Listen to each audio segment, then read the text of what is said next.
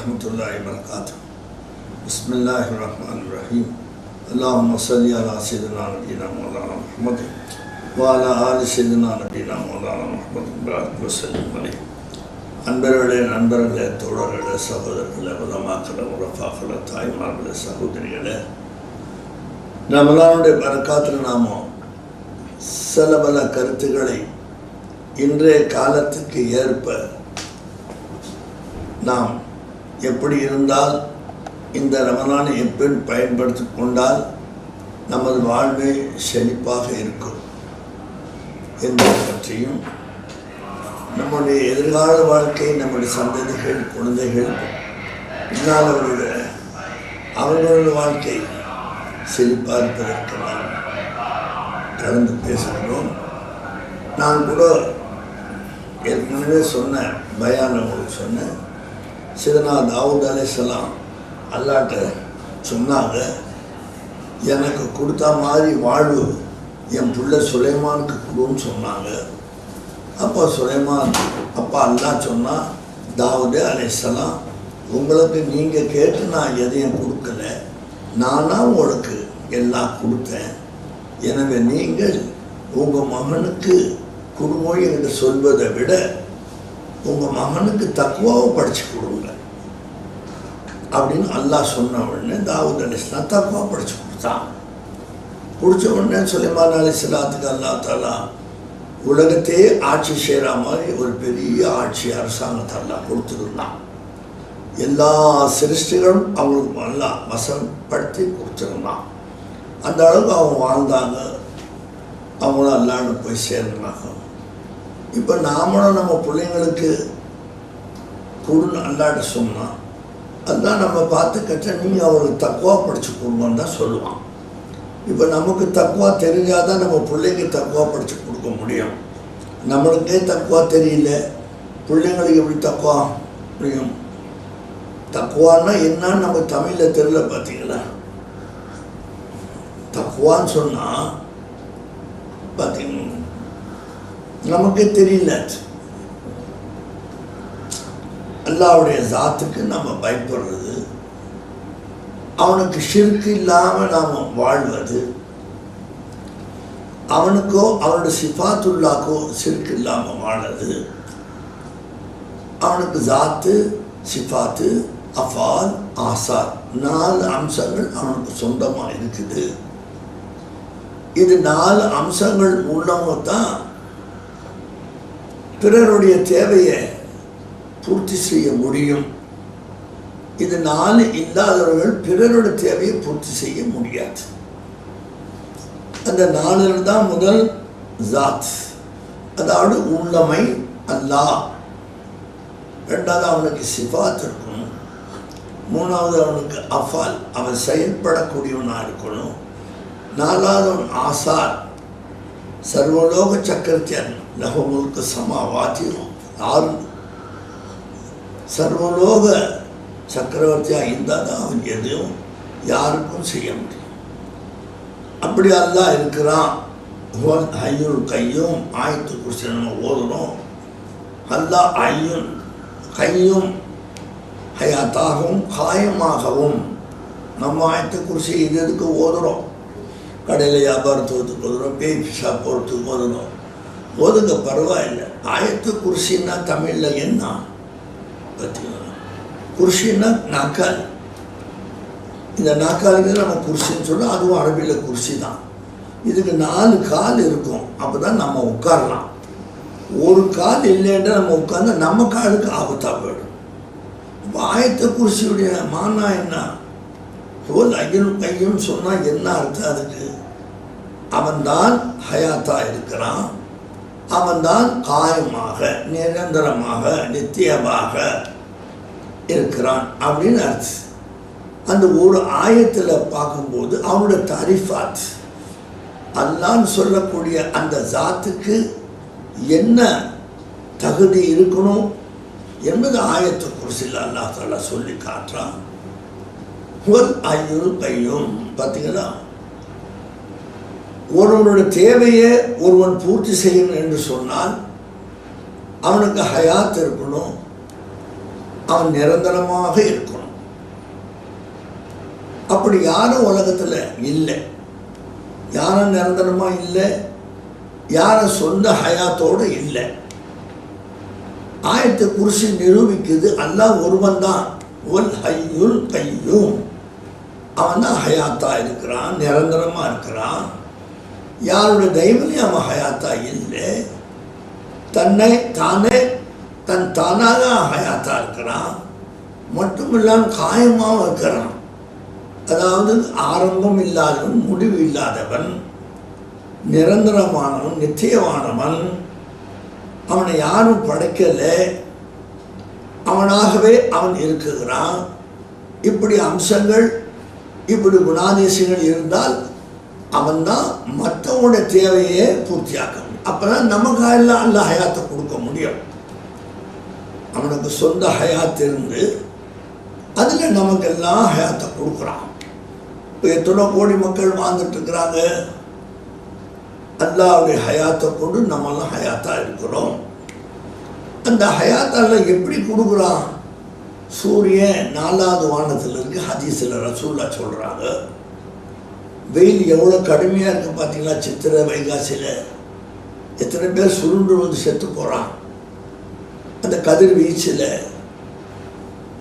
4வது வானத்தில் சூரியன் இருக்குது. முதல் 3 வானம் 500 மைல் தூரம் நடக்கிற மாதிரி ஒரு வானத்துக்கு இடையில கேப் வச்சுக்கிறான் அல்ல.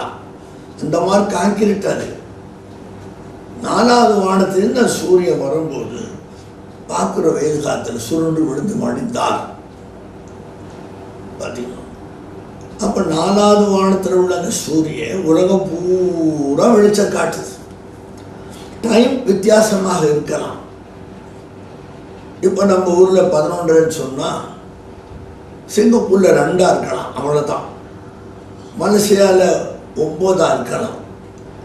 இந்த விஷயம் அரபு நாட்டில் இப்படி வித்தியாசங்கள் டைமில் ஐஎஸ்டி இருக்கலாமே தவிர்த்து ஒரே சூரியன் தான் பார்த்தீங்கன்னா எல்லாத்துக்கும் வெளிச்சம் கொடுக்குது. அப்படின்னு சொன்னால் ஒரு அல்லாமால் படைக்கப்பட்ட ஒரு சூரியன், இவ்வளவு பிரம்மாண்டமான அந்த சூரியன் அகில உலகத்துக்கு எல்லாம் சப்ளை பண்ணுது. பார்த்தீங்கன்னா ஒரு சூரியன் ஒரு அல்லாவால் படைக்கப்பட்ட ஒரு வஸ்து. சூரியன் காலையில் வருது, மாலையில் மறையுது. நபி சொன்னாங்க ஸல்லல்லாஹு அலைஹி வஸல்லம், மாலையில் அது மறையில சூரியன் நம்ம சொல்கிறோம் மறைந்ததாக அல்லாஹ்வுக்கு போய் அரிசியில் போய் சுஜூது செய்து அல்லாஹ்வுக்கு சஜிதா செஞ்சு அப்படியே இருக்குது மாலை நேரம். அதை நம்ம மக்ரிப்னு சொல்கிறோம். ஏன் சஜிதா செய்தாரு? இவ்வளோ பெரிய உலகத்துக்கு அல்லாஹ் என்ன படைச்சு எல்லாம் என்னை எதிர்பார்த்து வாழ்கிற மாதிரி நீ ஆக்கிட்டே, நான் உனக்கு என்ன நன்றி செய்ய முடியும்னு சஜிதால இருக்கு. மக்ரிப்னு சொல்கிறோமே, அதுக்கு பேர் என்ன? சூரியன் அல்லாஹ்வுக்கு சஜிதால இருக்கு. நீங்கள் மக்ரிப்பான்னு சொல்கிறீங்க, தொழுவோம், அதுதான் பிரச்சனை. ஆனால் பிறகு காலையில் வந்து அதை போ அப்படி அனுமதி கொடுக்குறான். ஏன்னா அனுமதி கொடுக்காம சூரியன் தானாக வராது. மழை காலத்தில் மாதக்கணக்கில் சூரியன் எங்கே இருக்குது? அது யாரும் மறைச்சா, எப்படி மறைச்சா, யாரால் மறைக்க முடியும்? அப்போ அல்லாஹ் சஜ்ஜிதா செஞ்சு நன்றியை சொல்கிறதுக்காக மறுபடியும் அதை வெளியில் கொண்டான்.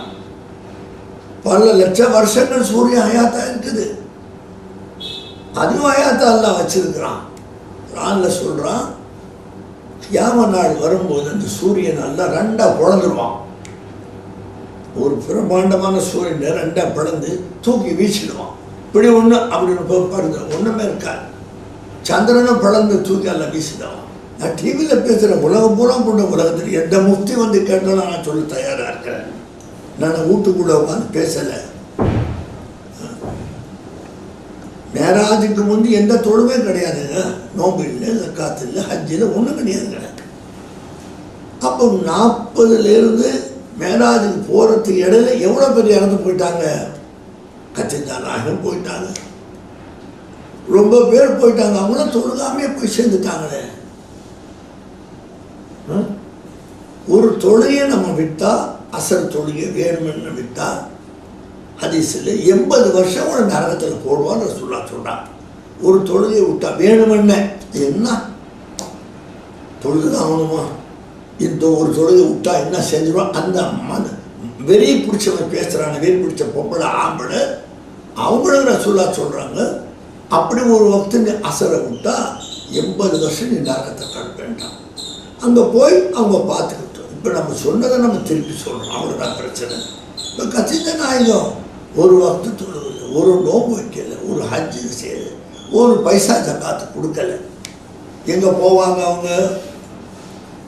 40லேருந்து மெஹராஜ் போகிறக்கூடிய 12-13 வருஷம் கேப்பில் எவ்வளோ பேர் இறந்து போனாங்களே, யாருமே தொழுவில்லையே, நொழுகை இல்லையே, இந்த நோம்பு யாரும் வைக்கலையே, நோம்பே இல்லையே, ஹஜ்ஜு யாருக்கும் போகலையே, ஹஜ்ஜே கடமை இல்லையே, ஜக்காத்து யாரும் கொடுக்கலையே, ஜக்காத்தே கடமையாகலையே, 52, 53, 54, 55, 56 இதெல்லாம் வந்த வருஷங்கள்.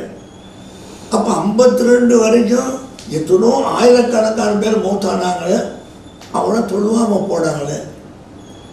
கேவலம் என்ன காரணம், என்ன செஞ்சுட்டு போனாங்க அவங்க? நீங்கள் கொஞ்சம் முத்தஃபக்கீராக யோசிங்க. நீங்கள் நான் சொல்கிறேன், நீ அப்படியே கேட்கணும்னு நான் சொல்லலை. உங்களுக்கு சிந்தனை கொடுத்துருக்கலாம், அறிவை கொடுத்துருக்குறான், நீங்கள் யோசிங்க. 40 நுபுவத்தை டிக்ளேர் பண்ண நபி 52 மேராஜுக்கு எல்லாம் கூட்டு போன பிறகு தான் தொழுக, நோம்பு, ஜக்காத், ஹஜ்ஜு வந்துச்சு. இந்த 12 வருஷத்தில் நபி என்ன செஞ்சாங்க, அவங்களோட ஈமான் போன சஹாபாக்கள் என்ன செஞ்சாங்க, அந்த 12 வருஷத்தில் இறந்து போனார்களே எத்தனோ தோழர்கள், பெண்மணிகள், ஆண்கள், அவங்க என்ன வணங்கினாங்க, என்ன வழி செஞ்சாங்க, அவங்க கதி என்ன, நற்கதி. வெறும் கலிமா தான், வெறும் கலிமா தான். 13 வருஷமா நபி அவர்கள் லா இலாஹ இல்லல்லாஹ் என்னான்னு விளங்கிட்டே வந்தான். அந்த கலிமாவை விளங்கினவங்க, பாதியா விளங்கினவங்க அப்படியே அல்லாட்ட போயிட்டாங்க. 13 வருஷமா அவங்க எல்லாம் சொர்க்கவாதி, யாருக்கும் தண்டனை இல்லை. கலிமா என்ன 12 வருஷமா நபி சொல்றதுக்கு அவசியம் இல்லைங்க, சொல்லுங்க பார்க்கலாம். 12 எழுத்து தான் இருக்கு அதுல. லா இலாஹ இல்லல்லாஹ் 12 எழுத்து, முஹம்மது ரசூலுல்லாஹ் 12 எழுத்து, 2 சேர்த்து 24 எழுத்து, அவ்வளோதான். இந்த 12 எழுத்துக்கு இவ்வளோ ஒரு மகத்துவம் என்ன பார்த்தீங்களா? ஆயிஷா நாயகத்தை வீட்டுக்கு ஒரு பாம்பு வந்துடுச்சு, நல்ல பாம்பு. உடனே பெண்கள்லாம் சேர்ந்து அதை அடிச்சுட்டாங்க. உடனே ஜின்னு கூட்டம் வந்தான். ஆயிஷா, இந்த உம்மத்துடைய தாயே, நாங்கள் ஜின்னுகள் வந்திருக்கிறோம். இப்போ வந்த அந்த நல்ல பாம்பு ஜின்னு தான் உங்களுக்கு தெரியுமே, பார்த்தீங்களா? அதனால நாங்கள் தேவதைங்கிறான்.